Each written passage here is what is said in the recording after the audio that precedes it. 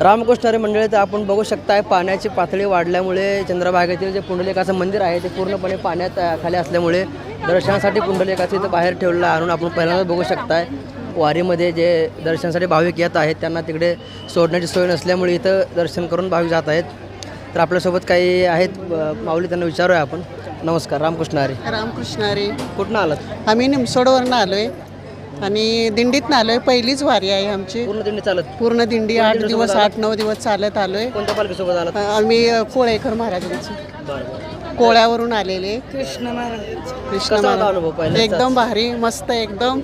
दिवसभर थकायला होत होतं, पण रात्री आराम केला की परत सकाळी 3 वाजता 4 वाजता उठून परत दिनचर्या कशी असायची हा? आपली? मस्त दिनचर्या एकदम. सकाळी किती वाजता उठायचं? सकाळी 4 वाजता, कधी 3 वाजता, कधी 7 वाजता आणि संध्याकाळी पण 8-9, वाजायचं. कधी 10 वाजायच्या. म्हणजे जसं चालेल. म्हातारी माणसं पण आमच्यापेक्षा पण मस्त म्हातारी माणसं छान चालत होती. एक नंबर. आम्हाला मागं टाकून मस्त अनुभव होता. एखादी आठवण सांगाल का? 8-10 दिवसामधली पहिलीच वारी होती तर एका पहिलीच वारी होती आयुष्यामध्ये म्हणजे आम्हाला एक या टप्प्यातला. कुकडवडचा एक घाट लागलेला. तो खूप मोठा होता. त्याच्यात आम्हाला इतकं म्हणजे ते चढायचं होतं.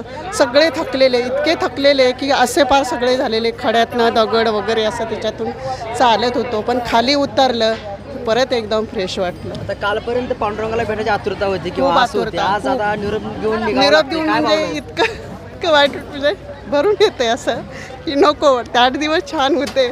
सगळं कुटुंब वगैरे काही ह्याच्यात आठवण राहिली नाही. म्हणजे पुढं बघून आम्ही चालत. परतीचा प्रवास सुरू करताय? हो हो हो, मस्त एकदम भारी वाटलं. रामकृष्ण हरी. आम्ही पण दिंडीतून आलो निमसोडवरून, सातारा जिल्ह्यातून. कसा होता अनुभव? एकदम छान आवाज तुमचा बसलाय? आवाज, गाणी म्हणून डान्स करून वरडायचं रामकृष्ण नाम श्रीराम म्हणा. आवाज एकदम बसला, एकदम थकान आले.